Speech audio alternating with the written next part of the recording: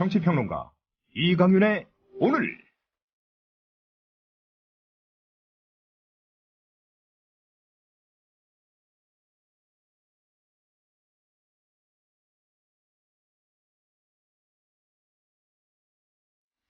안녕하십니까? 이강윤입니다. 4월 30일 수요일 시작합니다. 친구들아, 살아서 보자. 사고 당일 오전 9시 41분 단원고 2학년 박예슬 양이 남긴 동영상의 마지막 말입니다.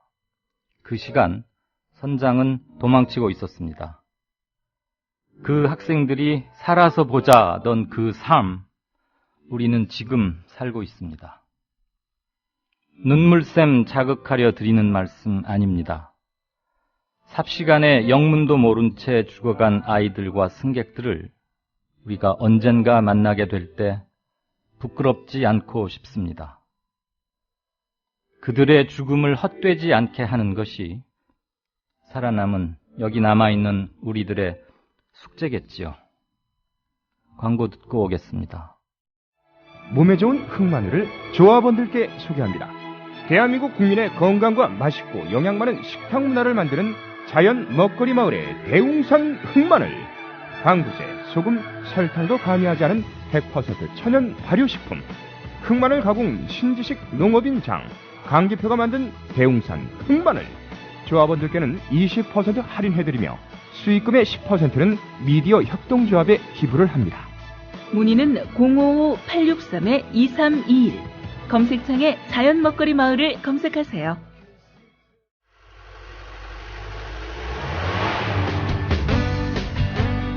새로운 시작, 새로운 여행, 대한민국 투어. 대한민국 투어는 45인승, 28인승, 리무진 등 다양한 관광버스를 보유하고 있으며 최고의 서비스와 저렴한 가격으로 모든 차량을 이용하실 수 있습니다. 차량 문의는 1599-2686, 1599-2686. 여러분의 편안하고 안전한 여행길, 대한민국 투어가 함께합니다. 결혼식, 가족여행, 세미나, 네이버나 다음에서 대한민국 투어를 검색하세요. 45인승 리무진, 일반 버스, 35인승 버스, 28인승 리무진, 25인승 버스. 서울, 경기, 인천 어디서나 1599-2686.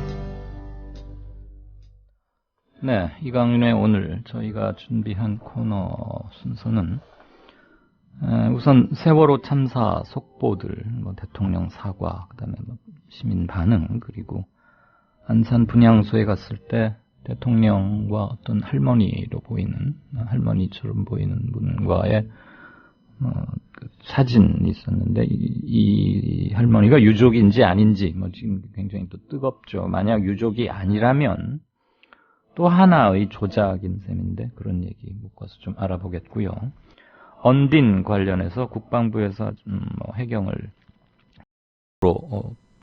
비난에 가까운 공격적 답변을 한 것도 있었고, 언딘의 정부 지분이 얼마 들어가 있다더라 이런 얘기들이 굉장히 많습니다. 일부분 조금 과장된 것도 있긴 하지만 이 문제 계속 집중 취재해온 김효진 PD 함께 짚어보겠습니다. 진짜 인터뷰 시간에는 여론조사, 사회조사 전문가이죠. 정치학자이고 경희대 후마니타스 칼리지의 김윤철 교수 연결해서 어제 대통령의 사과와 책임론 이런 것들 집중적으로 얘기 나눠보겠습니다. 여느 때처럼 말씀하시고 싶은 거나 질문 있으면 올려주십시오. 최대한 반영하겠습니다. 또 하나의 공정 언론, 국민TV 뉴스. 한국의 오프라인 뉴스, 온라인 여론, 국민TV 뉴스에 접속하시면 한눈에 만나실 수 있습니다. 또 하나의 진짜 언론, 국민TV 뉴스. 뉴스.국민.tv, 미디어 협동조합 국민라디오, 국민TV의 자매 인터넷 신문, 국민TV 뉴스에 지금 접속하세요.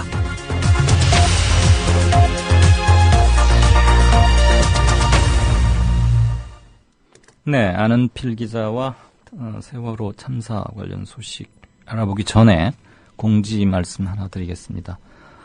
세월호 시신이 모두 수습될 때까지는 그동안 길경식 이사와 함께 공부하고 짚어봤던 경제 쟁점 코너는 잠정적으로 중단하겠습니다.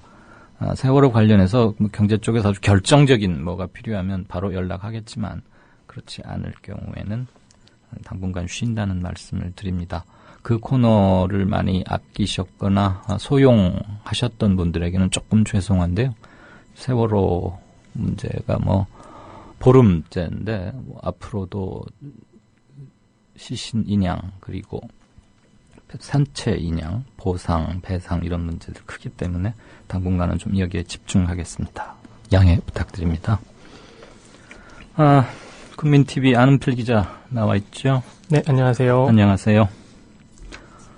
단원고 희생자 유가족들이 어제 저녁에 대통령 사과에 대해서 진정성 있는 사과로 받아들이지 못하겠다. 네. 그러면서 긴급하게 기자회견을 했어요. 어제 저녁에. 그 얘기부터 좀 정리를 해 주시죠. 예, 유가족 대책위원회는요, 어제 오후 6시 30분에 기자회견을 열고 5천만 국민이 있는데 박근혜 대통령의 국민은 국무위원뿐인가 라면서 비판했습니다. 또 박근혜 대통령의 분향소 방문도 그냥 광고를 찍으러 온 것 같았다고 말했습니다. 이 외에도 유가족들은 세월호 사고 발생의 진상규명을 정식으로 정부에 요청했고요. 성금 모금에 관련해서도 사조직이나 시민단체의 모금은 유가족 의사와는 전혀 무관하다. 생활 재난을 당한 것이 아니라 자식을 잃은 저희에게 성금은 너무나 국민에게 죄송한 일임을 알려드린다.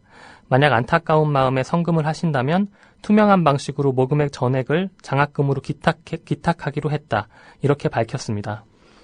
네, 기자회견에 그 문귀 가지고 일부 오보와 항의 또 조작 이런 얘기까지도 있었는데 그 문제는 제가 이따가 저와 함께 짚어보는 뉴스 행과간에서 따로 말씀을 드릴 거고요. 많이들 보도가 됐고 저희 프로그램에서도 두세 번가량 말씀을 드려서 아시고들 있겠지만 경기도 전체의 그 극빈자라고 그냥 묶어서 표현할까요? 기초생활수급자와 차상위 계층자들 그 경기도 평균보다 안산고 이번 그 재학생 2학년 학생 수는 2배가 넘는 굉장히 어려운 삶이었는데 그럼에도 불구하고 성금은 사양하겠다. 곳곳에서 지금 유가족을 사칭해가지고 전혀 무질서하게 이루어지고 있어요. 또 예. 성금을 어제 우리 안 기자도 짚어줬지만 찬반론도 있고 말이죠. 네, 그렇습니다. 그런데 이건 생활 재난이 아니다. 자식을 잃은 것이다. 그리고 투명하게 모으신다면 그것은 전액 장학금으로 기탁하겠다. 이런 말씀했고요. 무엇보다도 대통령의 사과를 받을 사람들이 1차적으로 유가족 아니겠습니까? 네, 맞습니다. 그리고 이제 국민들도 물론 사과를 예. 받아야 하는데 1차 당사자인 유가족들이 대통령의 사과로 받아들일 수 없다. 이런 네. 거잖아요. 그렇습니다. 비공개 사과라고도 표현을 했고요. 그렇죠. 네. 국무위원들, 장관들 앉혀놓고 받아쓰기 하는 사과는 사과가 아니겠죠. 그분들 입장에서 볼 때 당연히. 네.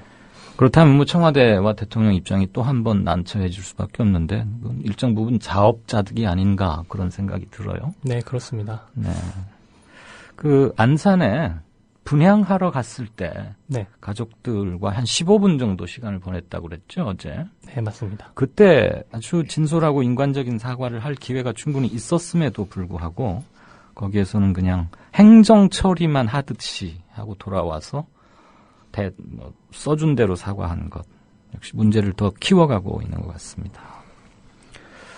그리고 어제 오후부터 오늘까지 지금 인터넷 각종 공간과 SNS를 통해서 이 할머니, 이게 지금 진짜 유족이냐 아니면 연출된 장면인가 네. 대통령하고 만나도록 해서 이렇게 그래서 연합뉴스에서는 아주 두 사람이 이렇게 포옹하듯이 이렇게 쓰다듬고 대통령을 침통한 표정, 그 사진이 쫙 배포가 되고 했는데 이분이 정말 유족 맞나 이런 의혹이 강하게 제기되고 있죠. 네, 맞습니다. 연합뉴스, 서울신문, 국민일보 등 많은 언론들이 이 할머니를 유족으로 보이는 조문객 이라고 설명했습니다. 그런데 일단 박 대통령이 조문을 한 시간이 어제 오전 8시 50분경입니다. 일반인들의 조문은 오전 10시부터 공식 시작이 됐고요. 네. 그리고 해당 영상을 보게 되면 박 대통령 주변에 이 할머니 한 분을 제외한 다른 유가족이나 조문객들은 보이지가 않습니다. 네, 네. 그리고 또 이분이 손에 빨간색으로 매니큐어를 칠한 것도 잡혔고요, 장면에. 예. 또 이분이 다른 조문객들하고 같이 조문을 하기 위해서 줄을 서 있는 장면도 화면에 담겼습니다. 일단 유족이면 줄을 서서 헌화를 하는 건 아니지 않나요, 안 기자? 네, 일반적으로 생각할 때 좀 이상한, 줄을 선다는 건 좀 이상한 일이죠. 예. 네, 그리고 그 유족들은 이미 오전 6시에, 그러니까 새벽 6시에 네. 저 올림픽 기념관에 있던 영정과 뭐 신위 네. 이런 것들을 오전 6시에 지금 새로 문 연 곳으로 옮겼잖아요. 네, 새로 모시는 과정에 이미, 예. 네, 그러면 그때는 이미 유족들은 다 도착해 있을 시간이고 대통령이 도착하기보다 훨씬 3시간 전쯤에 이미 도착해 있는 것이고. 네, 맞습니다. 자기 아이에게 헌화를 하는데 줄을 서서 한다는 건 조금 이상했어요. 지금 우리 게시판에도 왕싸가지라는 닉네임을 쓰시는 분께서 유족 코스프레한 할머니 둘이 너무 닮은 것 같은데 그러면서 뭐 박정희 동상 명패 이걸 뭐라고 할까요? 박정희 기념관 뭐 이런 겁니까? 아무튼 거기에 찍힌 그 할머니가 어제 안산 분향소에서 나온 그 사람 같다 이렇게 올려주셨고요. 제가 본 다른 사진은 그 대통령이 입장하면서부터 그 동선상에 이 할머니가 미리 이렇게 있다가 대통령이 지나가니까 바로 그 옆에 따라붙듯이 네. 이렇게 찍힌 사진을 봤어요.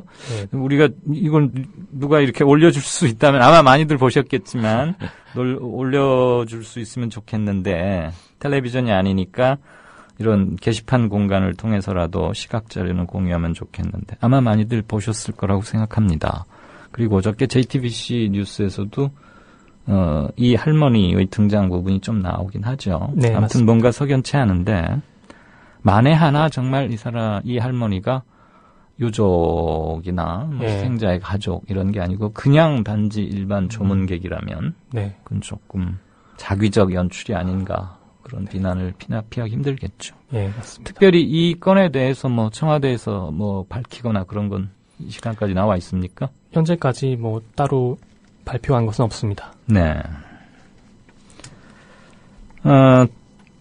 이 할머니까 유족 코스프레라고 어느 청취자께서 이름을 지어주셨는데 아주 압축적으로 잘 하신 것 같습니다. 저도 그 말을 쓰겠습니다. 이 유족 코스프레의 주인공인 이 할머니에 대해서는 유예은 양의 아버지, 유예은 양 물론 사망했고요. 그 아버지 유경근 씨도 이 부분을 강하게 지적했죠. 네, 유경근 씨는 오늘 CBS 라디오 김현정의 뉴스쇼에서요. 이 할머님이 어느 분인지 소문을 해봤지만 희한하게 아는 분이 없었다고 말했습니다. 또 유 씨는 이분이 가족일 수도 있지만 유가족 대표들이 팽목항 그리고 진도체육관에서 수많은 가족들과 이야기를 나눴는데 아는 분이 한 명도 없었다. 도대체 어느 분하고 박 대통령이 인사를 한 것인지 의문이다라고 말했습니다. 예. 그 이혜은 양의 아버지인 유경근 선생, 유경근 씨는 사고 발생 후로부터 8회째 되는 날 자기 딸 유예은 양의 시신을 수습해서 이제 올라왔는데 그 올라올 때까지 첫날부터 언론들과 마치 그 유가족 대표의 무슨 대변인 격이랄까 할까요? 뭐 대변인 공식적으로 그런 건 없었지만 아주 차분하고 그 극도의 찢어지는 심정임에도 불구하고 감정을 많이 절제하면서 중요한 사실을 언론들이 놓치고 있던 것들을 계속 리포트처럼 들려주셔서 많이 시청자분들도 이제 많이 낯이 익을 거예요. 네. 그분이 현지에서 들려준 소식을 저도 하루도 빠뜨리지 않고 봤는데 매우 차분하고 논리적이고 그리고 아주 조심스럽지만 그 할머니가 유족 코스프레라고 지칭되는 그 할머니가 아닐 가능성이 높다. 자기들도 알 만큼 알아봤는데 아니라는 거 아닙니까? 아무튼 정황상 오해를 사기에 충분하다. 그리고 청와대는 이런 국면에서 유가족들이 있는 첫 공식 분향 조문을 하러 간 대통령에게 왜 이런 것까지를 만약에 조작을 했다면 왜 이런 것까지를 하고 있는지 아직도 정신을 잘 못 차리고 있고 상황을 제대로 못 보고 있는 게 아니냐, 그런 지적을 피하기 어려울 것 같습니다. 박근혜 대통령 여동생 사이가 좀 안 좋다고, 오랫동안 사이가 안 좋다고 알려져 있죠. 박근영 씨가 관여하고 있는 한국재난구호협회에서도 지금 성금을 모금 중이라고요? 네. 현행법상 모금액이 10억이 넘을 경우에는 안행부에 등록을 해야 하고요. 1,000만 원 이상일 경우에도 계획서를 작성해서 광역시도에 등록을 해야 됩니다. 한국재난구호협회도 1억 원을 모금하겠다, 이렇게 계획서를 작성을 했는데요. 이 박근영 씨는 실제로 2011년 한 해 동안에 이 협회의 총재를 지냈습니다. 네. 하지만 한국재난구호협회는 오늘 이에 대해서 반박하는 말을 했는데요. 박근영 씨가 협회와 관련이 있다는 언론 보도는 사실이 아니다. 박근영 씨가 임기 1년으로 2011년부터 총재로 있었던 것은 사실이지만 그 이후에는 한국재난구호 관련된 활동을 하지 않고 있다. 지금 현 총재는 김찬호 해동그룹 회장이다. 이렇게 반박을 했습니다.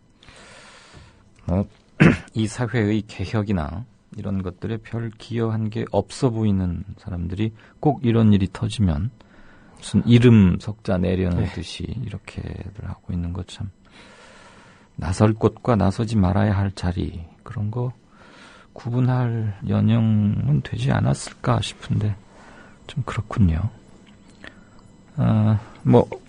대통령 사과 및 유족 코스프레 얘기가 오늘 하도 인터넷을 달궜기 때문에 그 부분을 먼저 좀 짚어봤고요. 네. 이 시간 현재 수색 현황 그리고 수사 진행 상황도 좀 함께 가름말을 타주세요. 네, 오후 5시 기준으로 현재 사망자는 212명, 실종자는 90명입니다. 네. 이종인 212명이요? 네, 맞습니다. 실종자 90. 아직도 90명이 못 나오고 있군요. 네. 그리고 이종인 알파 잠수 기술공사의 다이빙벨이 오늘 오후 3시 45분쯤에 투입이 됐습니다. 알파공사 측이 부여받은 수색 공간은 4층 선미의 중앙 격실인데요. 네. 대책본부는 이곳에 실종자가 30여 명 있을 것으로 추정하고 있습니다. 하지만 이 지역의 구조물이 이미 붕괴가 되어 있어서 인양전에는 구조가 여의치 않을 것이다, 이렇게 알려져 있어서 수색이 용이할 것 같지는 않습니다.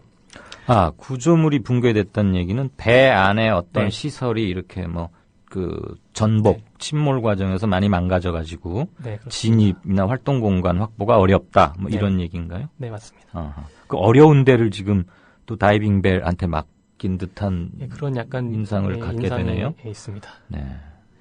이어서 수사 진행 상황 전해드리겠습니다. 검경 합동수사본부는 선박의 화물이 과적됐다라는 것을 상당 부분 확인했는데요. 네. 세월호의 보건성 한도, 배가 다시 정위치로 돌아오게 하는 그 보건성 한도가 987톤입니다. 그런데 실제로 화물을 실은 무게는 3,608톤입니다. 약 3.6배 정도를 더 실은 것으로 파악이 됐습니다. 네. 또 세월호 운항을 맡았던 선장 이준석 씨 등 15명의 선원 가운데서 10명은 근무한 지 6개월도 채 되지 않은 것으로 드러났습니다. 선장 다음의 지휘인 1등 항해사 중에 한 명은 사고 전날인 15일에 입사한 것으로 밝혀졌습니다. 그 하루 전날 입사한 1등 항해사가 이번에 배에 승선했습니까? 네, 승선했습니다. 일부 언론에서는 세월호의 총 적재 함량은 3,700톤 정도여서 과적은 아니다, 이런 얘기가 있었는데, 그럼 그게 오보였나요? 그 부분은 좀 더 파악을 해봐야 할 것 같은데요. 합동수사본부가 밝힌 보건성 한도는 987톤입니다. 그러니까 보건성 한도라는 것과 몇 톤까지 실어도 좋다라는 게 좀 다를 수도 있나 보죠. 그리고 아마 평형수가 관련된 부분도 또 계산을 따져봐야 하기 때문에 어쨌거나 배의 안전과 정 위치를 잡는 데 결정적인 역할을 하는 보건성 한도가 1,000톤이 채 안 되는데 3배 반 정도가 많은 3,608톤을 실었다. 이 부분은 어쨌거나 확실한 팩트인 것 같습니다. 그리고 어제 우리 청취자 어느 분께서 글 남겨주신 것 중에 탑승객 40명당 1명씩의 안전요원이 있어야 되는 것 아니냐 이런 네. 요지로 어제 말씀을 남겨주셨는데 저희가 좀 확인을 했죠. 예, 확인해 보니까 별도의 안전요원이 여객선에 탑승해야 하는 법이나 규정은 없었습니다. 네. 예, 해수부 연안해운과에 문의를 했는데요. 여객선이 출항하기 전에는 운항 관리자가 안전을 점검하게 되어 있고요. 출항 이후에는 선장 등의 승무원이 안전을 책임지게 되어 있습니다. 네. 현재까지 안전요원 동승을 의무화하는 법은 없는 상태이고요. 지난 24일 사고가 일어난 지 한참 지난 24일에야 새누리당 이후연 의원이 대형 여객선의 안전사고 예방을 위해 안전관리 전문 인력 배치를 의무화하는 해운법 일부 개정 법률안을 대표 발의했습니다. 네. 개정안은 일정 규모 이상의 여객선은 해경 등의 안전관리 전문 인력을 해수부 장관에 요청할 수 있도록 하는 내용을 담고 있습니다. 네. 세월호는 총 탑승 가능 인원이 910명이죠. 네. 승무원 포함해서 910명이면 1000명에서 90명 정도밖에 빠지지 않는 굉장히 많은 인원인데 네. 안전 전문 담당 요원 이런 게 법적으로 없었다 이 말이네요. 네, 물론 맞습니다. 승무원 중에 역할 분담해서 승객들의 안전을 챙기기도 하고 배에서는 마치 사법권을 부여하는 것처럼 선장에게 모든 권한을 주고 선장은 위난 시에는 누구 이렇게 우선순위까지 지정할 정도 누구 먼저 탈출시킨다 이런 막강한 권한을 갖고 있지만 적어도 안전을 전문적으로 의무로 부여받고 담당하는 인력은 없었다. 그리고 그런 관련 법 규정도 없었고 부랴부랴 24일 날 발의됐다. 네. 사후 약방문 소요 잃고 외양간 고치는 전형이긴 합니다만 그런 게 없었다는 것도 조금 뜻밖이었고 지금이라도 만들어서 나쁠 것은 없습니다만 네, 그 어제 제보 견해를 남겨주신 그 청취자분께 소상한 답변이 되었으면 좋겠습니다. 마지막으로요. 이 사연이 보도된 것은 한 일주일 대여섯 전쯤으로 기억이 되는데 구명조끼 끈을 이렇게 서로 묶고서 발견된 시신 남녀 고교생 그때도 참 많은 누선을 자극했었는데 이들이 이란성 쌍둥이다 이런 얘기도 있고 또 일각에서는 아마 참 입에 제가 닮아서 옮기기조차 불경하고 불쾌한 추정이지만 일배로 짐작되는 철부지들이 그런 댓글도 남기곤 한다던데 이들이 무슨 그 연인처럼 마치 사귀는 사이들 아니었겠느냐 이러면서 아주 선정적이고 그 고인에 대한 정말 이건 사자 명예훼손으로 어떻게든 처벌해야 되는 게 아닌가 싶을 정도의 글들도 많이 남기고 그래서 계속 잡음이 뒤따라서 저희가 단원고 그리고 경기도 교육청 이런 데다가 두어 차례에 걸쳐서 확인을 했습니다. 왜냐하면 오보의 확산을 방지시키자 이런 차원에서 확인을 했고요. 취재 결과를 좀 리포트해 주시죠. 예, 일단 사실이 아닌 것으로 보인다고 말씀드릴 수 있을 것 같습니다. 확실한 것은 아니고요. 아직은. 그러니까 쌍둥이도 일단 아니다. 쌍둥이가 아닌 것으로 보입니다. 네. 해경 관계자는 일단 직계가족이 아니면 확인해 줄 수가 없다 이런 입장이었고요. 네. 경기도교육청과 단원고 측도 파악된 바가 없다라고 말을 했습니다. 네. 착각이 좀 있었던 것 같은데요. 일단 고 유예은 양 그렇죠. 아까 그 유경근 씨의 딸. 유예은 양에게 쌍둥이 언니가 있습니다. 네. 그래서 아마 유경근 씨가 쌍둥이가 있다라는 말을 했는데 이 말이 약간 오해를 샀던 것 같고요. 그리고 또 한 가지가 더 있는데요. 사고 당시에 탈출에 성공했던 쌍둥이 형제가 있었습니다. 그러니까 이렇게 확실한 것은 아니지만 현재까지 파악된 내용으로는 이런 정보들이 좀 섞여서 오해가 생긴 것 아닌가 이런 생각이 듭니다. 확실치 않은 추정 보도에 자기의 상상력을 가미시켜서 마구 부풀리다 보니까 차마 이르러서는 안 될 그런 연인 어쩌고 하는 그런 데까지 나아가게 된 지경 같습니다. 아무튼 그 당사자 가족분들에게는 얼마나 큰 상처가 되겠습니까? 그래서 매우 조심스럽고 그렇게 해야 하건만 무책임하게 사람들이 담론 공간에서 그렇게 하는 것도 그렇고 제대로 확인되지 않은 채 속보 경쟁에 휘말린다는 미명하에 오보들이 확산되고 있는데 이런 것들 역시 이번 기회에 고쳐야 할 게 굉장히 많이 드러나고 있지만 언론도 지금 아주 많은 질타와 비판을 받고 있는 거 아닙니까? 이번 기회에 확실히 뜯어 고쳐야 할 나쁜 것 중에 하나인 건 확실합니다. 네, 고생했습니다. 잘 들었습니다. 네, 고맙습니다. 지금까지 국민TV 뉴스의 아는필 기자였습니다. 동아일보 해직 언론인의 모임인 동아자유언론 수호투쟁위원회 김종철 위원장. 그는 국민TV 스튜디오 입구에 붙은 글귀를 감격 어린 눈으로 지켜봅니다. 그것은 자신들이 1974년 10월 24일 편집국 입구에 게시한 동아투의 결의문 사본이었습니다. 저기 스튜디오에 사진을 걸어놓은 거 보니까 저희 113명이 해직 당할 때 그것이 부당하다고 항의하시다가 자진 사퇴하신 송건호 선생님, 중앙정보부에서 받은 고문 때문에 파킨슨씨 병으로 몇 해 전에 돌아가셨고, 왜 국민TV는 40년 전 동아투의 결의문을 입구에 붙였을까요? 그 투쟁 정신을 이어받아 공정 언론을 건설하겠다는 의지 때문입니다. 이것이 어디 미디어 협동조합 몇몇 임직원만의 숙제이겠습니까?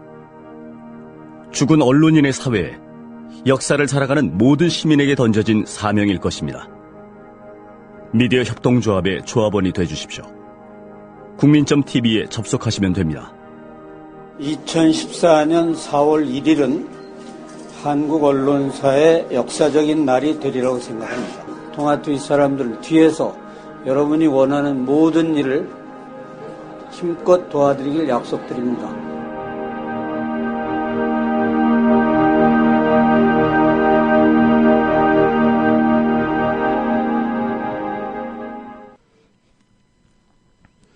네, 김효진 PD 어서 오십시오. 네, 김효진입니다. 김 PD를 특별히 스튜디오로 오늘 제가 좀 부른 이유는요. 네. 그 언딘의 지분 한 30%를 뭐 정부가 갖고 있다. 네. 뭐 이런 얘기도 있고. 네. 정부에서 뭐 특혜를 아주 많이 받는다. 지금 굉장히 많은 얘기들이 나오고 있지 않습니까? 네, 이제 뉴스가 나올 곳은 언딘과 해경과 유병언 예. 뭐 이쪽들로 아무래도 좀 좁혀질 것 같은데 그렇습니다. 인양은 선체 인양은 조금 이따 그건 전혀 별개의 문제고요. 예. 그래서 그동안 이런 제기되는 의혹들에 대해서 언딘은 네. 전혀 전혀 아니다. 이렇게 이런지하로 항상 부정해 왔지 않습니까? 그렇죠. 어제도 부정했죠. 그렇죠. 예. 그런데 언딘의 부정 자체가 잘못됐다. 네. 지금 이런 단서를 갖기 충분한 것들을 많이 좀 취재를 해왔죠. 네, 그렇습니다. 하나씩 한번 풀어봅시다. 네. 우선 언딘과 정부의 관계가 긴밀하다. 이게 무슨 얘기고 그 근거는 뭐예요? 네, 근거 먼저 말씀을 좀 해드려야 할 것 같습니다. 자, 이 제도권 안에 들어가 있는 기업은 회계사를 통해서 재무회계 감사를 받죠. 그리고 이 결과 보고서를 정기적으로 또는 비정기적으로 이 금융감독원 전자공시 시스템을 통해서 공개를 하게 돼 있습니다. 네. 자, 이 감사 보고서를 어제부터 오늘 오전 사이에 분석을 좀 해봤습니다. 자, 더 이상의 설명이 필요 없는 자료인 셈이죠. 금감원을 통해서 회계사가, 회계업체가 공인해서 내놓은 자료니까요. 예. 참여연대 소속 김경률 회계사하고 함께 취재를 했는데 그 결과 언딘이 정부로부터 거액의 보조금을 지급받아 왔고요. 심지어 이 지자체나 공공기관으로부터 수십억 규모의 지급 보증을 받는 한편 네. 정부 기관의 지분 참여까지 받고 있는 것으로 드러났다. 이렇게 일단 요약을 할 수가 있겠습니다. 아니 지금 얘기 들어보니까 네. 언딘이 민간 회사가 아니라 무슨 정부 투자기관이나 공기업 그렇죠. 같아요. 그렇죠. 네? 거의 그런 수준입니다. 보조금을 네. 봅시다. 네. 정부로부터 거액의 보조금을 지급받았다. 네. 얼마쯤을 무슨 근거로 보조금을 받죠? 네, 보조금 부분 말씀을 드리겠습니다. 자, 제가 이번에 들여다본 감사 보고서가 2012 회계연도하고 2013 회계연도 감사에 대한 보고서입니다. 네. 각 재무 항목들을 살펴보니까 이 두 해에 걸쳐서만 공시가 된 게 이것뿐입니다. 그러니까 이 두 해에 걸쳐서만 언딘이 모두 3억여 원 규모의 정부 보조금을 받은 것으로 명기가 돼 있습니다. 3억여 원이 작아 보일 수도 있지만 이 회사 자본금이 10억 원입니다. 예, 매출은 또 별개겠죠. 네네. 그러면 그 보조금을 줄 때는 합당한 이유나 법적 근거가 있어야 정부 보조금. 이거 나라 돈이거든요. 그렇죠. 예, 문제는 말씀하신 그 명목이 무엇이냐는 건데 지금 이 부분을 소상히 밝히기가 조금 어려운 상태입니다. 예, 아직은. 일단 쉽게 연결지을 수 있는 곳이 해경이나 해수부 아니겠습니까? 그렇죠. 제가 이쪽 취재를 해봤는데 자기들도 모르는 일이라고 합니다. 이렇게 되면 정부의 범주가 너무 넓어지죠. 그렇죠. 예, 따라서 이를 확인하려면 언딘의 설명을 들어야 하는데 어제부터 오늘 사이에 하루 종일 언딘 본사에 전화를 걸었지만 아예 받지를 않습니다. 그리고 오늘 낮에 김윤상 언딘 대표와 핸드폰으로 연결을 했습니다. 네. 그런데 얘기하기가 곤란하다면서 그냥 끊어버리고 이후에 받지 않았습니다. 예. 그래서 구체적인 내용을 아직 확인하지 못하고 있는데 계속 취재를 해봐야겠고요. 그리고 뭔가 잡히는 게 있으면 바로 또 브리핑을 해드리려고 합니다.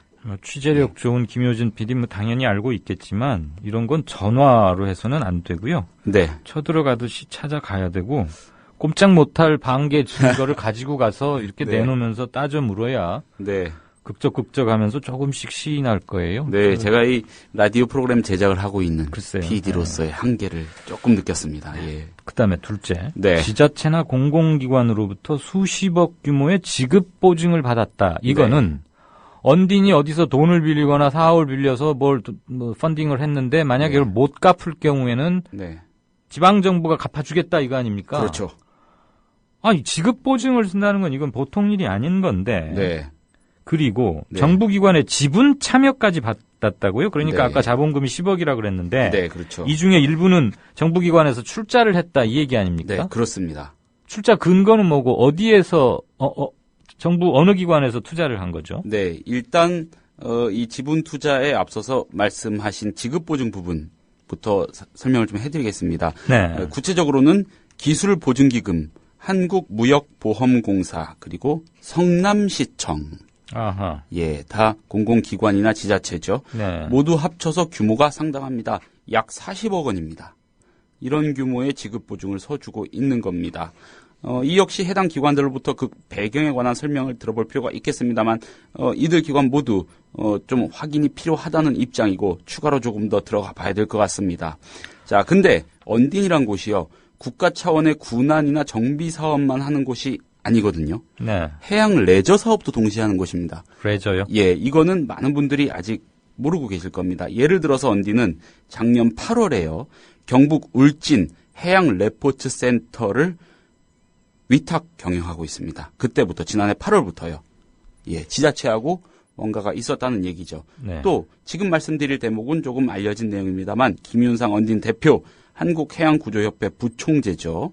이 단체 사실상 해경 퇴직자들의 재취업 공간으로 전락한 실정이다. 이런 지적 어제 오늘 얘기 아닙니다. 예. 이런 곳에다가 지자체나 공공기관들이 대규모 지급 보증을 서주었다.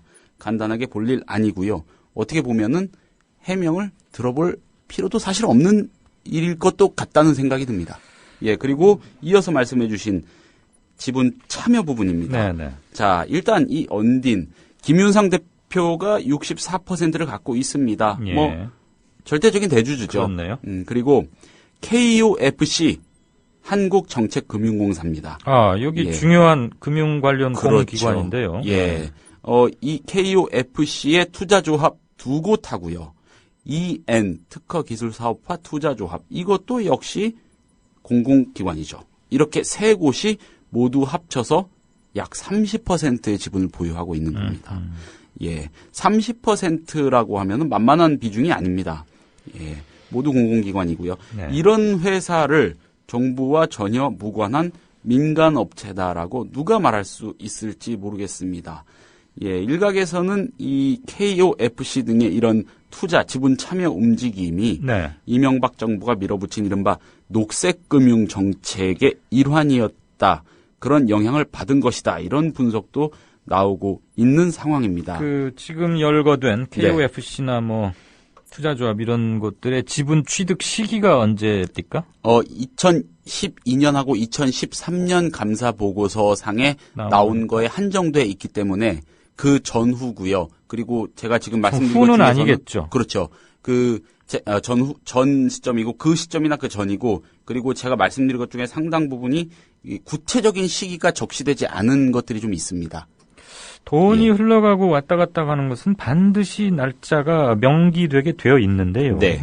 어쨌거나 박근혜 정부 출범 이후인지 아니면 그전 이명박 정부 때인지는 모르겠는데 네. 30%가량의 지분을 정부 네. 기관들이 갖고 있다. 그렇습니다. 이게 그러면 이게 기업 공시를 원래 이 비정기적으로 해도 되는 곳이거든요.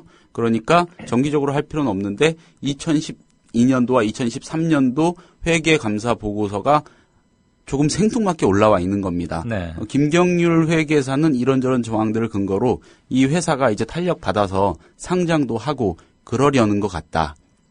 이 정부 공공기관 지분 참여한 곳들도 그런 수익 좀 기대하고 있는 거 아니냐 이렇게 예상해 볼 수도 있다고 얘기를 하고 지금까지 말씀드린 내용 정리하면 이렇습니다. 자, 언디는 정부와 매우 관련이 깊은 따라서 정부의 한 갈래인 해경과도 이미 어느 정도 맞닿아 있는 그런 기업이라고 볼 수가 있겠고 순수하게 민간 기업이라고 하기에는 석연찮은 회사다. 이렇게 볼 수 있겠고요. 따라서 해경이 세월호 사고 이후 줄곧 내세워온 민관군 합동 대규모 구조활동이라는 구호. 이건 팽목항에서 발길을 돌린 수백 명의 민간 잠수사들의 증언이 존재하는 한 겉으로만 그럴듯한 전시성 구호일 뿐이다. 그러므로 이번 구조활동은 관군 위주의 불완전한 구조활동이었다고 규정하는 게 더 타당하다. 이렇게 볼 수 있겠고요. 앞서 말씀드린 김경률 회계사 이런 정황들이 언딘과 정부의 유착을 충분히 의심해 볼 수 있는 내용들이라고 언급을 하기도 했습니다. 네. 네. 유착을 의심하기에는 너무 충분한 팩트들이 이미 지금 나와 있고요. 네, 그렇습니다. 지금 언디는 그 세월호 때문에 국민적 관심사가 되어버렸지 않습니까? 네. 그래서 기자들 취재나 접근 자체가 사실 용이하지 않을 거예요. 네. 그리고 지금 이곳도 그 벌집 쑤셔놓은 듯한 이런 상황일 것이기 때문에 정부와 지자체와 정부 투자기관들이 지급 보증을 하거나 지분 취득을 한 것은 국회의원을 통해서 자료 요청을 하면 되겠네요, 공식적으로. 네. 그리고 김윤상 대표를 둘러싸고 이 취재 국민TV PD들이나 여타 회사의 기자들 이야기 들어보면은 네. 취재에 지나치게 응하지 않아요. 그러니까 꺼리는 거죠. 예. 저도 아까 말씀드렸는데 몇 마디 듣다가 그냥 툭 끊어버렸다고 하지 않습니까? 네. 이러면 이럴수록 의혹이 더 커진다는 거를 좀 본인이 알았으면 좋겠습니다. 그렇죠. 예. 지금 그런 평상시에 굴러가는 시스템도 과연 갖추고 있는 회사인지도 잘 모르겠고. 네. 여기가 구조보다는 원래 수중 작업, 네. 수중 구조물 설치 이런 게 주 전공이라면서요. 그런 것도 있고요. 그 바다 밑에 돌들이 있습니다. 예. 이런 쓸데없는 돌들 치워내는 작업 이런 것도 합니다. 그 작업을 해가지고 돈을 좀 많이 번 일이 있었는데 그 구체적인 게 이 보고서상에 아주 세세하게 나와 있지는 않아서 확인하지 못한 상황입니다. 그러니까 해안 준설 이런 그렇죠. 거 하는 데인데 지금 해안 정비 이런 거죠. 사람 구하는 게 이 초미의 관심사였던 300여 명이 배에 gat혀 있는데 조금 주특기나 전공이 다른 쪽하고 근데 이제 평소에 긴밀한 관계니까 언딘이 이렇게 계약을 하게 됐다. 특화됐다. 인명 구조에 특화됐다고 단정하긴 어렵죠, 최소한. 근데 맨 처음에 해경은 그렇게 설명하지 않았잖아요. 그렇죠. 네. 네. 무슨 ISO 인증인가 그렇고 유일한 국제 무슨 클럽 가입 회사라고 그렇죠. 하고. 네. 그러니까 허울은 멀쩡하고 좋았는데 그거 다 그동안 이렇게 유착 관계해서 이렇게 좋게 사돈 매부처럼 이러면서 그냥 이런 건 아니까 또 그냥 과거의 습관대로 그럼 언딘으로 하지 이렇게 된 거란 말이죠. 그렇죠. 분명한 건 레포츠나 해안 정비 사업 등등으로 배 건져주는 걸로 돈 많이 버는 회사다. 예. 그 4년 전에 천안함 사건 났을 때 천안함 구호 작업에 정부의 요청으로 동행했다가 돌아가는 길에 침몰한 금양호. 금양호 98호인가? 그 97호, 98호였죠. 쌍끌이어선이었는데 98호가 침몰했거든요. 그 침몰의 인양 작업도 언딘이 맡았었어요. 그때 5억에 계약을 했고 유가족들이 선내로 진입을 해서 시신이라도 좀 수습해다오 그랬더니 굉장히 깊은 바다에 가라앉아 있고 뭐 또 조류 시야 얘기는 늘 나오는 거고요. 네. 그러면서 5억을 더 요구했답니다. 선내 진입하는 거. 네. 그래서 아니 선원의 구조 및 수색이라고 하면 당연히 선체 내로 진입해서 가져오는 것까지 포함되어 있는 거지. 누가 배가 어디 있는지만 알아다 주는데 5억. 그럼 그 속에 들어가서 시신을 찾아가지고 나오는데 또 5억. 이런 게 말이나 되느냐. 그래가지고 유가족들과 굉장히 큰 갈등과 마찰을 빚고 네. 그때도 해경이 막 부랴부랴 수습했던 그런 기억이 나는데 네, 참 인연이 질기고도 길군요. 네.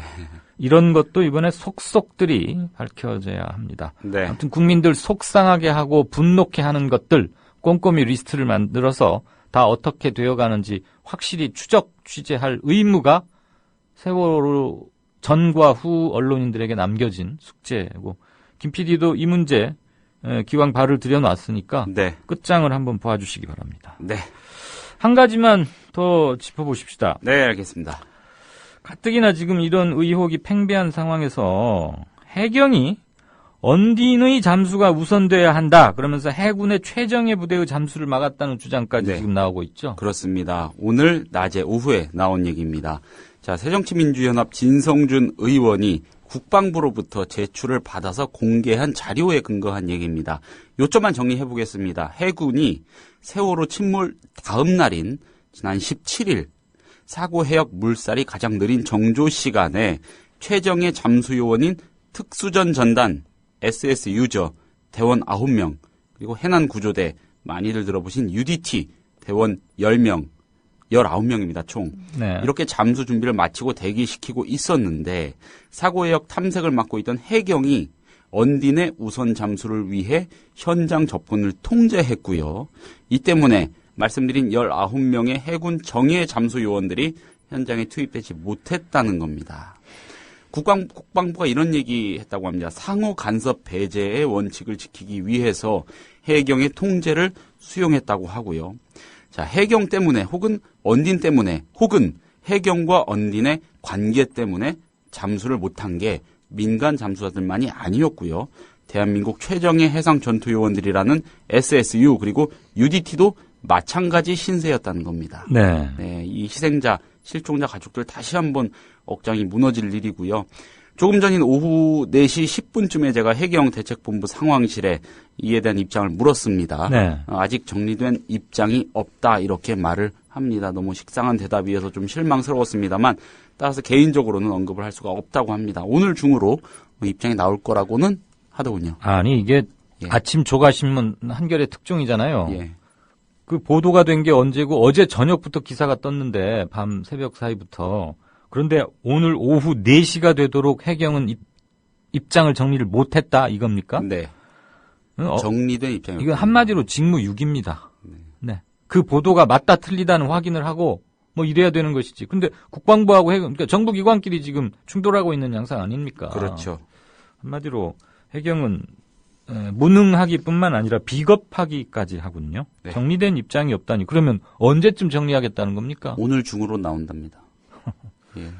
알겠습니다. 오늘 중으로 꼭 확인해 보십시오. 네, 알겠습니다. 네, 지금까지 언딘 관련해서 여러 가지 의혹을 훨씬 넘어서는 수준으로 확인이 되어가고 있는 것 같습니다. 지금 취재가 몇몇 분야에서는 좀 덜 된 곳이 있는데 이쪽 진전되는 대로 다시 한번 언딘에 대한 대해부의 시간을 갖도록 하겠습니다. 네. 김효진 PD 고생했습니다. 네, 김효진이었습니다. 네, 지금까지 국민라디오의 김효진 PD와 언딘 얘기 나눠봤습니다. 국민라디오 지지하는 4가지 방법 아시나요? 다운로드하기, 별점 주기, 댓글 달기, 구독하기. 국민라디오를 보다 많은 이들에게 전할 수 있는 가장 손쉬운 방법. 다운로드하기, 별점 주기, 댓글 달기, 구독하기. 잊지 마세요. 다운로드하기, 별점 주기, 댓글 달기, 구독하기. 시청자 여러분 안녕하십니까? 미디어 협동조합 국민TV가 만우절인 4월 1일 오늘 거짓말처럼 30명도 채 안 되는 취재 제작 인력으로 거짓말처럼 매일 1시간짜리 생방송 뉴스를 만드는 TV방송을 시작합니다. 서울중앙지방검찰청의 중계카메라 나가 있습니다. 박보아 PD. 국민TV 뉴스 유지연입니다. 국민TV 뉴스 김희주입니다. 국민TV 뉴스 김진입니다. 국민TV의 첫 TV 프로그램은 밤 9시. 당신의 진실한 메신저 뉴스K가 있습니다. 뉴스K. 국민이 세운 미디어 협동조합이 만듭니다. 네, 뉴스K 황준호 팀장 나와 계십니까? 예, 안녕하십니까? 미리 보는 9시 뉴스K인데 오늘은 조금 연결이 늦어졌군요. 예. 6시 15분 들어가고 있습니다. 예. 거기 지금 마감됩니까? 예, 마감됩니다. 그럼 짧게 끝내드릴게요. 예, 오늘 여러 가지 지금 상황이 굉장히 급박하게 돌아가는데요. 네네. 진성준 의원이 오늘 예. 해군의 수색도 해경이 통제했다. 네, 조금 전에 우리 김효진 PD와 같이 얘기 나눴고요. 한겨레에도 보도됐던 거. 네. 예, 그런데 거기에 대해서 해군도 보도자료를 냈는데 사실상 해군도 인정을 했고 그러면서 지금 6시에 해경청장이 직접 나와서 대국민 사과를 했습니다. 아, 네네. 그래서 사실상 인정하는 거고 그동안 초동대처 미흡했다라는 모든 책임을 지겠다라는 얘기를 했는데요. 네. 그 점에 대해서 현장에 가 있는 PD들을 연결해서 알아보도록 하겠습니다. 예, 대통령 사과하고 나니까 이제 뭐 줄줄이 사과들 하는군요. 그렇습니다. 네. 예, 그리고 어제 검찰이 7번의 통화가 있었다. 사고 당시에 선원들과 회사 간에 라는 사실을 밝혔는데 선장과 아니면 선원들과 선장을 포함한 승무원들과 회사 쪽에 관에 7차례의 통화가 있었다라는 사실을 밝혔는데요. 저희가 오늘 좀 단독으로 그 통화와 관련된 다른 보도를 이따 9시 뉴스K 시간에 전해드릴 생각입니다. 아, 통화 내용을 뭐 녹취록을 확보하거나 그런 건 아니고요. 예, 그런 건 아닙니다. 예.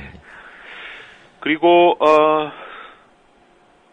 또 그 인천지검에 나가서 수사 상황을 보도하고 있는 곽보아 PD가 오늘 그 여기저기 압수수색한 상황 이런 것들이 있었는데요. 유병헌 씨 관련이겠죠? 예, 그렇습니다. 그렇지만 그 유병헌 씨는 전에도 말씀드렸듯이 유병헌 씨를 부각시키는 거에는 또 어떤 의도가 있기 때문에 그런 것들을 좀 주의해서 수사 상황 이런 것들을 보도해드릴 예정이고요. 또 새누리당 의원들 5명이 오늘 문화일보에도 잠깐 보도가 된 건데 선주협회에 돈을 받아서 외유성 출장을 갔다 왔다라는 사실이 오늘 드러났습니다. 예. 그래서 그동안 그러니까 해수부에서 선박 관련 기관이라든지 업체 해수부 출신 공무원들이 가가지고 해피아라는 거를 만들었다 이런 게 계속 얘기가 되고 있는데 역시 아니나 다를까 입법부 쪽에서도 그런 결탁 체제가 있었다는 것이 오늘 조금씩 드러나고 있습니다. 그 점에 대해서 보도해드릴 예정입니다. 힘세다는 국회의원들 안 모이셨을 리가 없겠죠. 그렇죠. 네, 빠듯한 인력이어서 마감 시간도 바쁘고 더 힘들 텐데 어서 빨리 업무로 복귀하시고 뉴스 잘 들었습니다. 예, 9시에 뵙겠습니다. 고맙습니다. 예. 뉴스K의 황준호 뉴스팀장과 얘기 나눴습니다.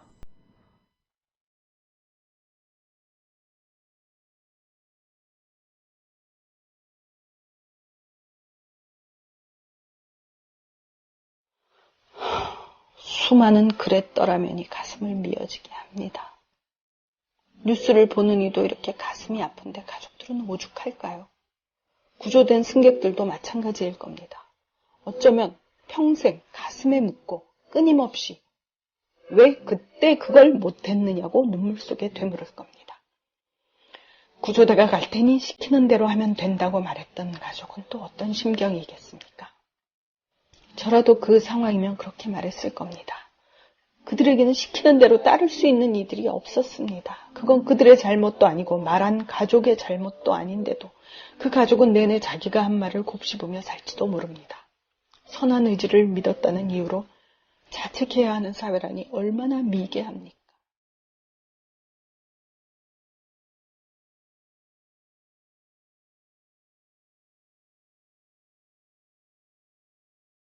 국민라디오 서화숙 3분 칼럼의 일부분입니다. 미디어 협동조합 전 임직원은 세월호 참사 피해자와 그 가족에게 깊은 위로를 전합니다.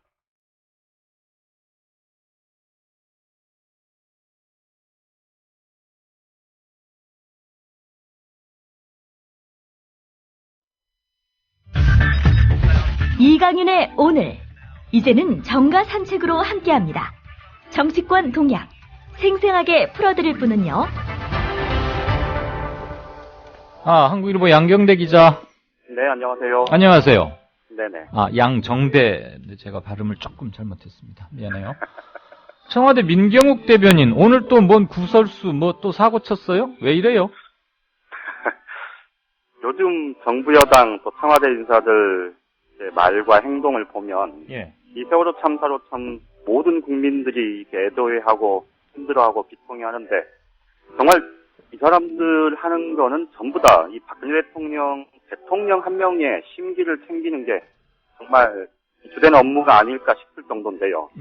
오늘 청와대 민경욱 대변인이 아침에 7시가 좀 넘은 시간에 이 청와대 춘추관을 찾았다고 합니다.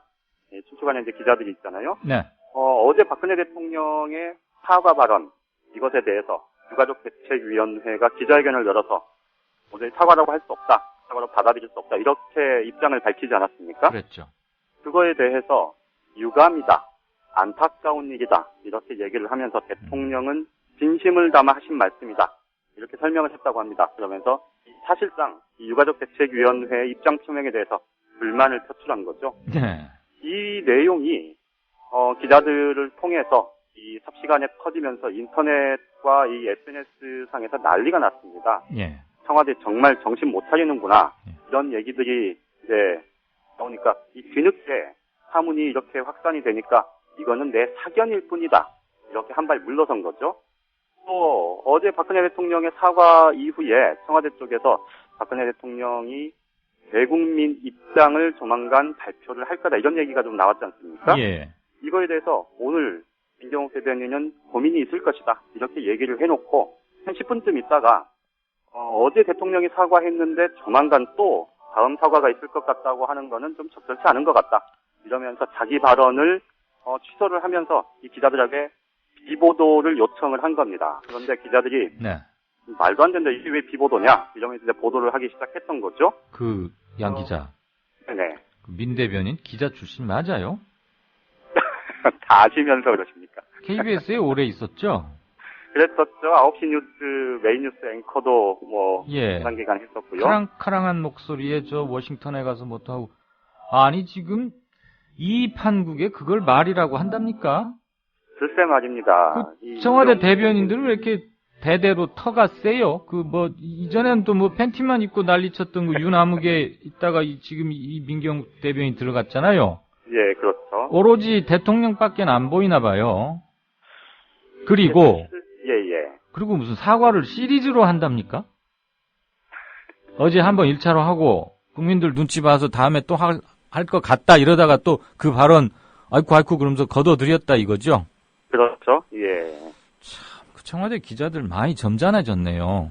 대변인이 저렇게 우왕좌왕 헤매고 그러면은 소리도 팡팡 치고 막 이러는데 춘추관 새로 짓고 나서 다들 위압에 짓눌리는 것 같아요. 이게 아마 지금 청와대 출입 기자들이 저번에 사회자께서 국방부 출입 기자들은 기자실과 화장실 2군데밖에 못 간다, 이런 말씀을 하셨잖아요. 지금 청와대 출입 기자들도 사실상 춘추관과 화장실 말고는 가지를 못하는 상황입니다. 이게 이제 예전에는 비서관 업무동에는 갔잖아요. 그랬었죠. 그게 이제 참여정부 때부터 이게 비서동, 업무동 이쪽에 가지 못하게 되면서 사실상 춘추관에만 지금 머물러 있는 건데 아마 제가 그 자리에서 없었지만 아마 상당수 기자들은 지금 사회자께서 말씀하셨던 그런 정도의 강한 얘기를 하지 않았을까 싶습니다. 그러니까 비보도를 안 받았겠죠. 어쨌거나 참 민 대변인 너무나 감각에 좀 문제가 있습니다, 일단. 그리고 청와대 대변인이 이 국면에서 어떻게 처신을 하고 어떤 톤으로 국민들과 눈높이를 같이 해야 한다는 것을 좀 거의 동물적 감각으로 체득해서 대통령과 비서실장 이런 핵심 라인들을 설득하는 게 주요 임무인데 그렇죠. 대통령을 향한 대변만 하고 있군요. 기본적으로 공감 능력이 없다고 봐야 되겠죠. 지금 말입니다. 하는 거 보면. 소통 능력, 공감 능력 참 그렇고요. 세월호 참사 어제 박 대통령 사과를 두고 왜 또 새정치민주연합의 김한길 대표가 갑자기 구설수에 올랐어요? 이것도 참 보기에 따라서는 정말 어처구니 없는 일이기도 한데요. 네. 어제 박근혜 대통령이 이제 아침에 조문을 하면서도 좀 유가족들한테 이렇게 항의받고 이랬던 과정이 있었고요. 또 국무회의 석상에서 사과는 했지만 사실상 과거 정부 탓, 또 공무원 탓을 하지 않았습니까? 그런데 이 사과가 나온 뒤로 다른 야당에서는 대통령의 사과가 한참 부적절했다 이런 지적이 나왔었지만 네. 어제 새정치민주연합의 김한길 대표는 이 박근혜 대통령의 사과가 국민에게 위로가 되길 바란다. 사실 굉장히 좀 평가를 하는 그런 발언을 했었습니다. 예. 그랬는데 이게 오후 들어서면서 박근혜 대통령의 국무회의 석상의 사과에 대해서 논란이 굉장히 컸지 않습니까? 그리고 더군다나 유가족대책위원회에서 이건 사과도 아니다. 이렇게 거부를 했었고요. 예. 어제 밤에 이 일부 최고위원들 그리고 일부 의원들이 김한길 대표와 직접 통화를 하거나 혹은 대표실을 통해서 항의를 했었다고 합니다. 네. 이게 뭐냐. 제1야당의 대표가 이렇게 민심을 못 읽느냐 이런 지적들이 있었고요. 네. 사실 이것 때문에 이 새정치민주연합의 전략기획팀이 어젯밤에 굉장히 모여서 갑작스럽게 회의하면서 굉장히 고민이 많았다고 합니다. 네. 오늘 아침에 그래서 발언의 톤을 박근혜 대통령의 이 대국민 사과가 오히려 이 국민의 분노를 더했다. 이렇게 나아간 겁니다. 제1야당의 대표가 민심을 읽지 못했다. 이래 단적으로 좀 어제 오늘 그 해프닝에서 보여진 것 아닌가 싶습니다. 그 민심의 풍향계를 그렇게들 모를까요? 그러면서 무슨 정치를 한다고 말이죠. 하나만 더 소화해볼까요? 요건 좀 짧게 핵심만 해주셨으면 좋겠어요. 그 옛날에 한나라당이 지금 새누리당으로 이름 바꾼 거잖아요. 그렇죠. 네. 그때 그 한나라당이 그 차떼기 그거 맞죠? 그렇죠. 네. 뭐 지하실인가 아니 뭐 저 주차장인가 어디서 이렇게 막 통째로 돈 받은 그 당 맞지요? 그렇죠. 뭐 세상이 다 아는 당. 예. 제가 뭐 가물가물해서요. 그래가지고 뭐 천막도 가고 뭐 박근혜 대표가 뭐 비상 선언하고 어쩌다 이름까지 이제 이렇게 바꿨는데 네네. 세월호 참사로 온통 숙연하고 다들 침묵이고 울상인 우울한 국면인데 새누리당은 요때에도 또 돈 선거를 하고 있었네요. 그렇습니다. 지금 강화군수 선거에서 현직 군수를 지지해달라 이 메시지 전달을 부탁하면서 20여 명에게 이 돈 봉투를 뿌린 사람이 오늘 구속이 됐고요. 또 전에는 강동구청장 서울 강동구청장 예비 후보가 이 선거 사무실이 압수수색 당하기도 하고 선거운동원이 구속되기도 하면서 후보 자격을 박탈당했고 또 강서구청장 후보는 지금 선관위 조사받고 있고요. 예. 경북 포항에서는 본선거 파문 때문에 결국 유력 후보 한 명이 갑작스레 사퇴를 했고요. 또 호남 같은 경우는 지금 사실 새누리당 입장에서는 불모직격인데 네. 어쨌든 정당 득표에 따라서 비례대표는 또 가능하지 않습니까? 예, 가능성이 그렇죠. 열려 있는데 네. 그러다 보니까 전북 도의원 비례대표 선정 과정에서 본선거 의혹이 지금 불거진 상태입니다. 그동안에 이 기초선거 정당 공천 폐지 이거 뒤덮으려고 사실 뭐 무리하게 상향식 공천 전면화하겠다 이렇게 명분은 내세웠는데 사실 상향식 공천이 본선거 조직선거 논란이 휩싸일 수 있다 이런 지적들이 굉장히 많았는데 그렇죠. 네. 이거에 대한 사전 철저한 대비책 없이 이 공약 파기 논란만 벗어나려다가 자충수를 둔 꼴이 됐습니다. 그나저나 이 국면에 아직도 돈 뿌릴 생각만이 아니라 실제로 돈을 뿌린 거잖아요. 그렇죠. 예. 참 대단합니다. 그래도 어쩌겠습니까? 또 50% 얻을 수 있잖아요. 글쎄요, 이거 참 이렇게 웃음이 나올 국면이 아닌데 하도 어이가 없으니까 그렇죠. 새누리당과 오늘 뭐 지금 양 기자가 전해주는 세 가지 소식들이 다 황당하고 어이들이 없어서 이게 정가산책이 아니라 무슨 우리 청취자께서 하나 올려주신 질문인데요. 요거 짧게 좀 답변 꼭 해주시고 끝내십시다. 궁금합니다라는 닉네임을 쓰신 분께서 6시 20분에 올리셨네요. 민주당 방송법 통과 합의해준 대신에 뭔가 얻어낸 거 있나요? 뒷소문이라도 좋으니 알려주세요. 이래놨어요. 지금 민주당에서 어제 의원총회에서 네. 이 방송법 개정안과 관련해서 이제 당론을 결정을 했는데요. 예. 말씀하셨듯이 이 노사 동수 편성 대책위원회 구성 문제. 이게 지금 원래 여야가 합의했다가 이 새누리당이 뒤늦게 이 종편들 또 종편 갖고 있는 보수 언론들의 반발 때문에 이제 백지화했는데 이것 때문에 논란이 됐었는데요. 네. 결국 새정치민주연합에서는 이 노사동수 편성은 포기를 하고 네. 대신 KBS 사장에 대해서 인사청문회를 하고 KBS 이사들에 대해서 자격 요건을 강화하는 쪽으로 법을 개정하는 수준에서 좀 일부 양보를 하고 뭐 이건 또 받겠다 이렇게 생각을 하는 모양인데 근데 KBS 사장 인사청문회 대상에는 들어있더라도 네. 이거 인사청문회가 사실 요식회가 될 가능성이 높아서 그렇죠. 아무런 강제력이나 예, 구속력이 강제력이 없는데 없기 때문에 뭐 해봐요. 그 테이블 밑으로 뭐 살짝 뭐 주고받고 오가고 그런 건 기자들 눈에 안 띄었어요? 지금 요거 말고? 글쎄요. 제가 그 장애는 없어서. 아, 그래요? 혹시 좀 알아보시고, 이거 사실 방송법 중요하거든요. 그렇죠. 언론 장악하고 직결되는 문제고, 큰 선거 앞두고 항상 방송을 누가 어떤 식으로 올가매느냐의 문제인데, 이번에 또 언론에 대한 비판이 지금 보통이 아니지 않습니까? 그렇죠. 그 부분 제가 꼭 더 취재해서 그래요. 알려드리겠다고 약속드리겠습니다. 고맙습니다. 예, 고맙습니다. 지금까지 한국일보 양정대 기자였습니다. 연합뉴스와 YTN을 비롯한 언론들은 오늘 아침 북한이 사격훈련을 하겠다고 우리 정부에 통보했다는 국방부 발표를 속보로 받아쓰기 시작하더니 오후 2시 사격훈련이 시작된 이후에는 백령도 주민 대피령, 전투기 출격, 대통령 대응 지시 등을 긴박하게 전했고 YTN 등 일부 방송은 아예 뉴스 특보로 비중을 키우기까지 했습니다.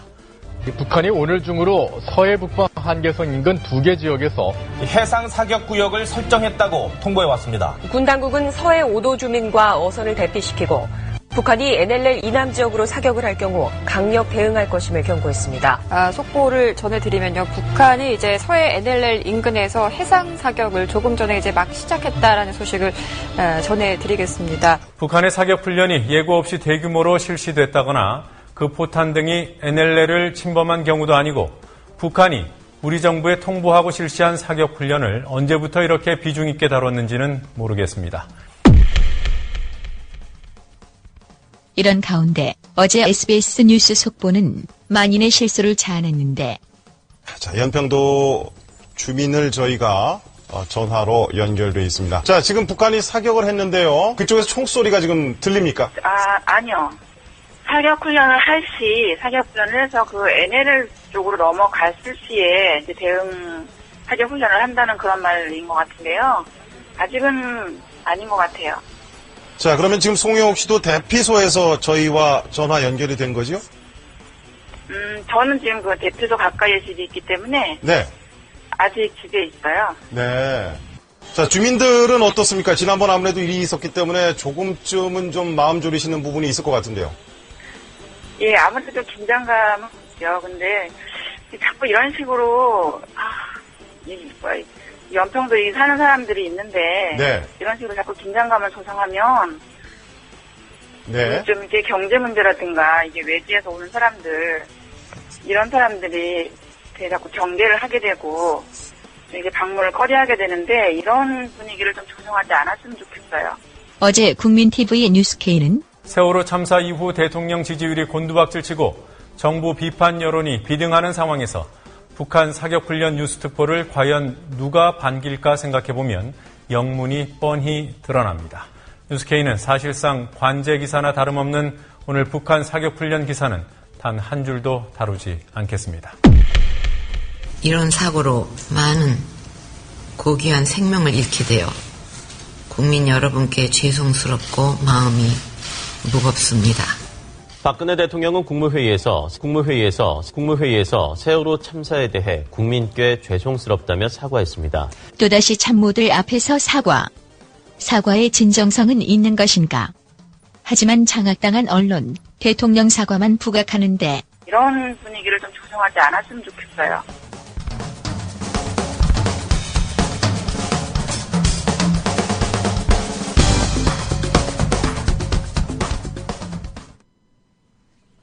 네, 진짜 인터뷰 시작하겠습니다. 한국사회여론연구소장이자 경희대 후마니타스 칼리지 김윤철 교수. 안녕하세요. 김 교수님. 네네. 김윤철 교수님, 안녕하세요. 예, 안녕하세요. 네. 어제도 인터뷰에 약간의 전화 연결 과정에 문제가 있어서 오늘 조금 당황할 뻔했습니다. 네, 바로 본론으로 들어가죠. 네. 국무회의나 청와대 비서들 이렇게 앉혀놓고 간접으로 사과하는 거. 왜 이렇게 자꾸 계속되는 것 같아요? 제 기억으로 4번인가 5번째쯤 이러는 것 같은데요. 네네. 4번 국민 사과를 했는데 다 이제 국무회의를 통해서 했죠. 예. 이게 이제 직접 사과를 하면은 자꾸 뭘 잘못하고 있다 이렇게 보이는 거 아니냐. 그러면 이제 진짜 뭘 잘못한 것으로 인정하는 거고. 네. 그러면 이제 국정 운영이나 지지율에 좀 문제가 생기겠다 이렇게 생각하는 것 같습니다. 그러면서 또 이제 이렇게 좀 잘하고 좋은 모습 보여주는 정치에 대한 욕심이 이제 큰 것 아닌가. 특히 이제 외교차 이제 해외 정상회담이나 이런 거 나가면은 또 굉장히 이제 어떤 폼이나 스타일 이렇게 외양이나 모양새를 좀 중시하는 것 아닌가. 네. 그런 정치를 이제 하려고 하는 것 아닌가 생각이 들고요. 또 아니, 이게 김 교수님 잠깐만요. 네네. 끼어들어서 미안한데요. 네네. 국무회의에서 장관들 딱 시립해놓고 받아쓰기 하게 하고서 사과하면 그게 외견상 모양이 좀 사는 건가요? 아니요. 이제 국무회의 앞에서 폼 잡는 것 이 얘기가 아니고. 네. 국민들한테 자꾸 이제 뭘 잘못했다 그러면 이제 그런 모습을 자꾸 이제 직접 눈으로 확인하게끔 하면 안 된다 이런 생각을 하는 것 같다 그러니까 이런 거죠. 좀 빗나간 강박관념이 있는 것 같아요. 그렇죠. 그러니까 또 거기에다가 해외 순방하고 뭐하고 하면 굉장히 이제 폼이나 스타일 같은 걸 중시하는 것 같고 그런 선상에서 위엄이나 화려함 이렇게 좀 유럽 절대주의 국가 왕 같다고 할까 그런 좀 느낌이 있는데 이제 그런 정치에 대한 선호가 큰 것 같습니다. 유럽의 그 전제주의 시대의 왕 이런 말씀하시니까 어느 네티즌이 마리 앙뚜아네트를 빗대가지고 마리 안통아네트인가 이렇게 표기하던데 지금 교수님 말씀을 듣고 보니까 그게 아주 압축적으로 잘 상징성을 갖는 그런 것 같습니다. 어쨌거나 이 사과를 놓고 지금 오히려 사과 안 하느니만 못하게 상황이 더 악화되어 버린 것 같고 사과를 받을 1차적인 주체인 유족들이 벌써 어제 저녁에 이거 사과로 못 받아들이겠다 이렇게 해버린 거 아닙니까? 그럼 대통령의 권위나 체면에 치명적인 결정타를 입는 거잖아요, 사실. 대통령 조화가 땅바닥에 내팽개치지고 이렇게 끌려 나가고 이런 건 물론이고. 그러면은 청와대 이런 거 어떻게 수습해야 돼요? 이럴 땐 참모들이 뭐라고 대통령한테 얘기해야 돼요? 그래서 나온 소리가 사고 수습 후에 다시 정식으로 대국민 사과를 하겠다 이렇게 이제 이야기가 나왔는데요. 참 이런 부분에 특별한 묘책이 있는 건 아니고 정말 지금 사고 수습 후 이렇게 시기를 조절할 문제도 아니고 빨리 다시 대국민 사과를 직접 제대로 해야죠 하고 또 유족들도 스스로 가서 이제 끼안고 또 약속도 하고요. 좀 그런 모습을 보여야지 자꾸 시기 조절하고 이래저래 견주어보고 이런 태도로 나간다고 하면은 정말 대통령이나 정부가 오히려 더 어려워지는 상황으로 가는 거다. 그런 걸 좀 참모진들도 좀 분명히 자각을 해야 될 것 같습니다. 다들 머리 좋다고 고시도 붙고 이런 사람들로 많이 채웠는데 방금 교수님이 지적하신 그걸 몰라서 못하고 있을까요? 그분들이 우리 청와대 비서실장 하시는 분만 해도 그렇고 다 이분들이 권위주의 시대 때 관직을 하고 이러셨던 분들이에요. 그래서 생각이 젖어 있어서 생각이라든지 이런 행태 자체가 굉장히 구시대적이고 권위적인 부분들 젊을 때 배우셨던 것들을 이제 빨리 극복하고 벗어나지는 못하고 있는 것 같습니다. 50 넘으면 잘 못 고친다면서요? 그러니까요. 그럼 기대할 게 별로 없다. 지금 이런 말씀을 직설적으로 하시기 뭐하니까 이렇게 애둘러서 김 교수님 표현하신 거죠? 제가 그냥 지금, 그렇게 이해하면 되죠? 어제 대통령이 사과를 하면서 국가 개조 이야기했어요. 그러면서 과거에 잘못된 적폐 때문에 이런 일이 생겼다. 그 말은 내 잘못은 그렇게 크지 않다. 그동안 쌓여고 누적된 것들이 지금 한꺼번에 폭발한 거다. 어쨌거나 고쳐보겠다 이런 건데 아직도 본인 책임이 어디만큼 큰지 이걸 잘 인식 못하고 있다는 반증 아닙니까? 예, 그렇게 생각이 듭니다. 아주 생각보다도 더 그 문제의식이나 상황 판단이 잘 안 이루어지고 있구나. 예. 지금은 또 이 유족들, 뭐 피해자 가족들 또 전부 국민들이 상처받고 괴로워하는 때니까는 이때는 일단 국정 최고 책임자로서 자신 잘못했고 예. 앞으로 이제 개혁하고 쇄신할 테니 좀 힘을 실어달라. 뭐 이렇게 나와야 되는데 좀 뭐 그 누가 언제 무슨 말을 해야 될지를 좀 잘 못 가리고 있는 것 같습니다 지금. 그러니까 소통 능력은 말할 것도 없고 네. 공감 능력도 대단히 떨어지는 게 아닌가. 분향소에 가서 유족을 보면 그냥 눈물부터 나오게 돼 있는 거 아니에요? 뭐 또 그런 게 이제 또 당연한데 네.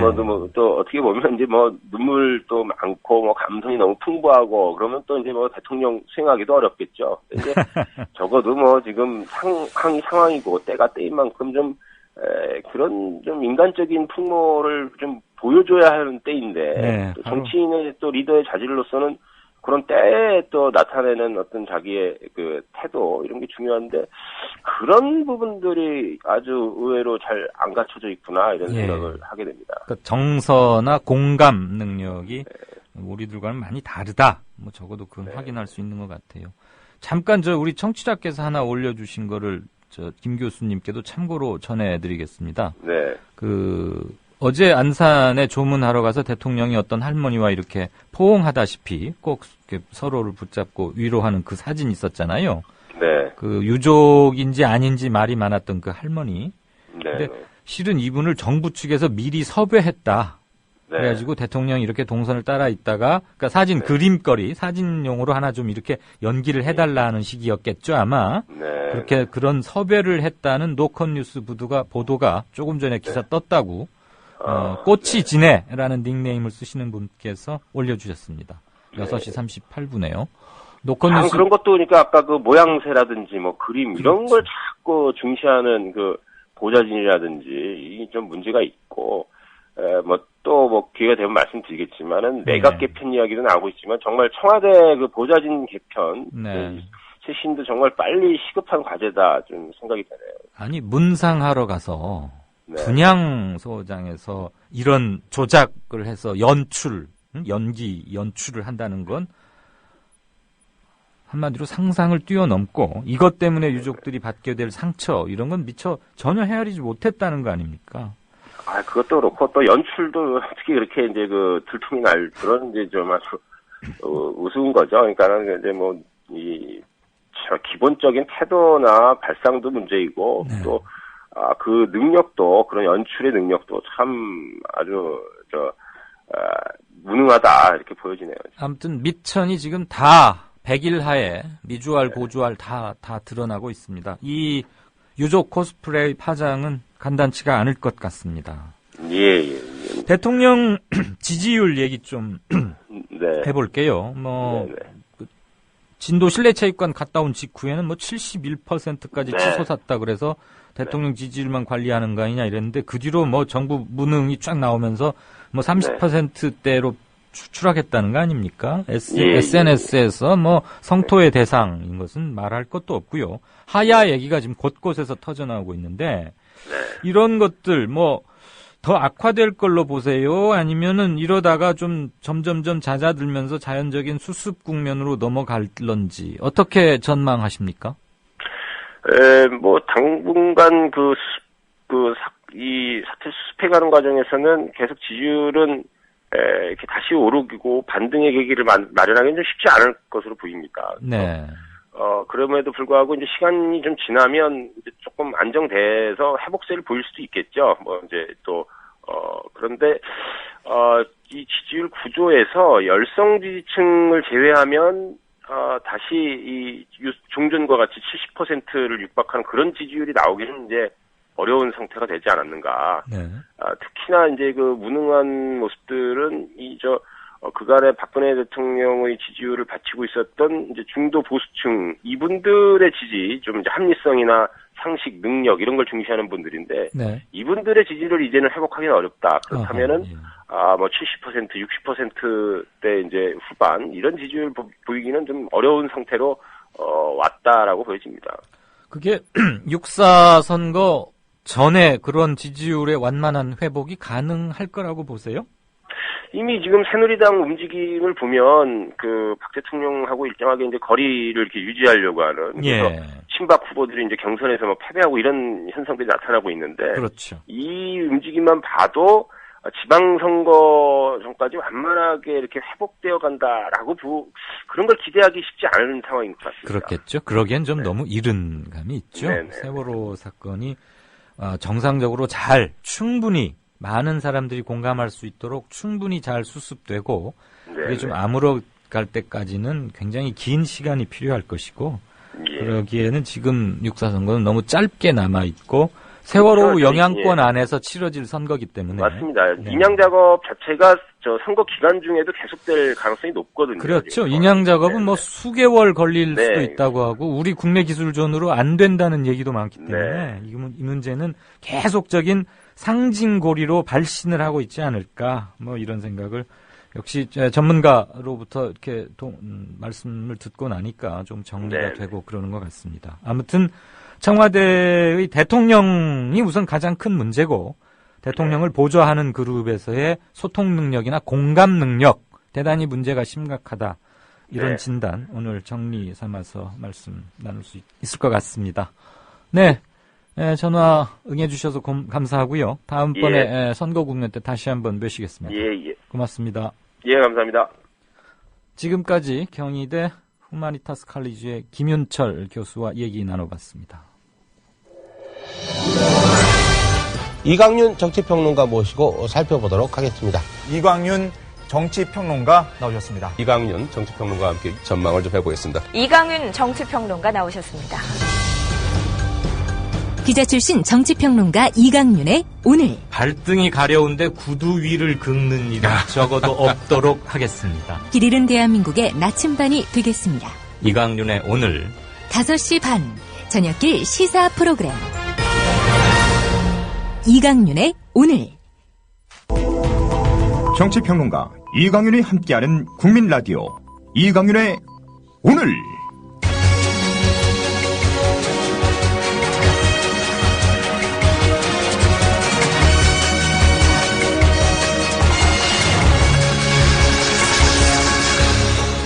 이광윤의 예리한 시각.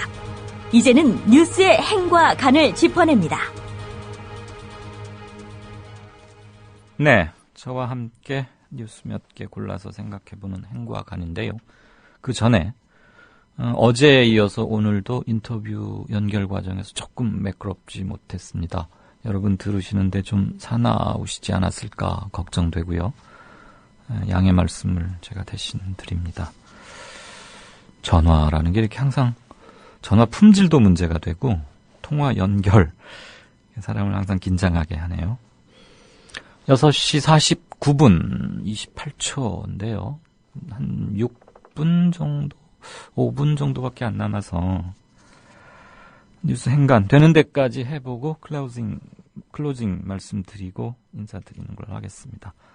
우선 박성미 감독이 당신이 대통령이 되어서는 안 되는 이유라는 글이 만 하루 사이에 50만 조회수를 기록하고 삭제 끝에 다시 올리고 했는데 그 전날, 그러니까 4월 27일 날 고등학교 3학년 학생이 청와대 자유 게시판에 올린 게 있습니다. 그거 글 자체가 길진 않은데 앞에 절반가량을 낭독 들어보시겠습니다.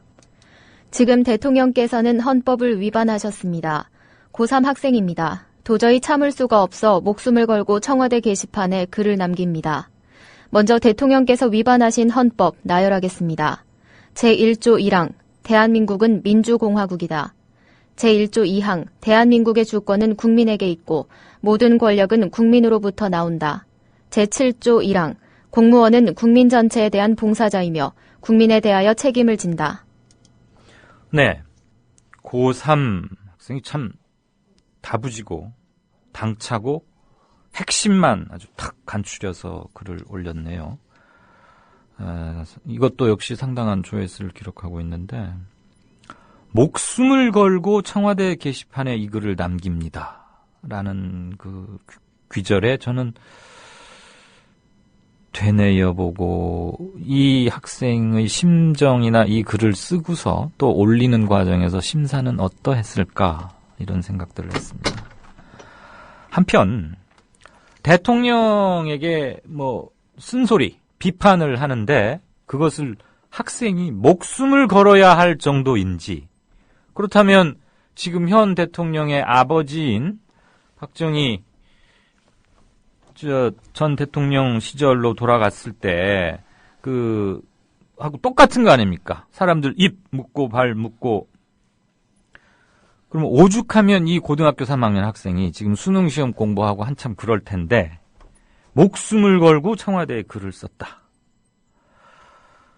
이런 학생이 있는 걸 한편 자랑스러워하면서도 벌써부터 이 고3밖에 안 됐는데 온갖 눈치를 봐야 하는 것을 이미 알고 있다는 것이고, 그렇지만 본인은 격분해서 정말 참을 수 없어서 침묵은 자기 자존심에 도저히 용서를 안 했겠죠. 그렇기 때문에 목숨을 걸고 쓴다라는 건데, 헌법을 아주 조목조목 인용하면서 대통령에게 얘기를 했습니다. 그리고 그 끝부분은 이렇게 말을 맺고 있습니다. 어느 국민이 봐도, 어느 학생이 봐도 지금 대통령께서는 명백히 헌법들을 위반했습니다. 어떠십니까? 이에 대해 할 말 있으십니까? 책임을 지신다고 말씀까지 하셨으면 그 책임은 꼭 지셔야 할 것입니다. 아주 당찬 고등학교 3학년 학생의 글을 들어봤습니다. 우리는 이 학생보다 어른이잖아요. 선배고 이 학생을 길러낼 그런 의무가 있는데, 모범이 되는, 본받을 게 있는, 본을 보여줄 수 있는 어른인지 성찰하겠습니다.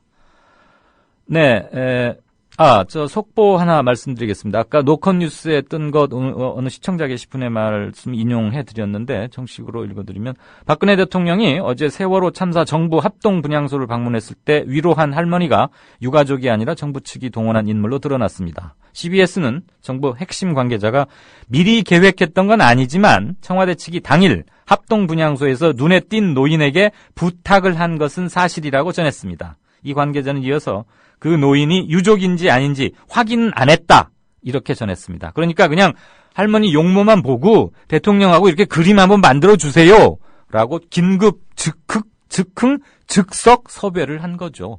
세상에 상가집에 가서 이런 섭외를 합니까? 이런 걸 조작합니까? 참, 뻔뻔하다 못해 대단하다는 말밖에 드릴 게 없습니다. 오늘 제 마무리 말씀 올리겠습니다. 혼자 있을 때는 여전히 울컥울컥, 둘이 모이면 탄식에 탄식, 그리고 셋 이상이면 분노의 결기가 폭발합니다. 박종철 그리고 이한열 열사로 촉발된 87년 6월, 그 뜨거웠던 여름 이후 이렇게 일치되게 끓어오르는 집단 정서를 저는 처음 봅니다. 부끄러운 어른이 되지 말아야 할 것 같습니다. 4월 30일 이강윤의 오늘은 여기까지입니다. 들어주셔서 감사하고요. 내일 오후 5시 반에 다시 뵙겠습니다. 안녕히 계십시오.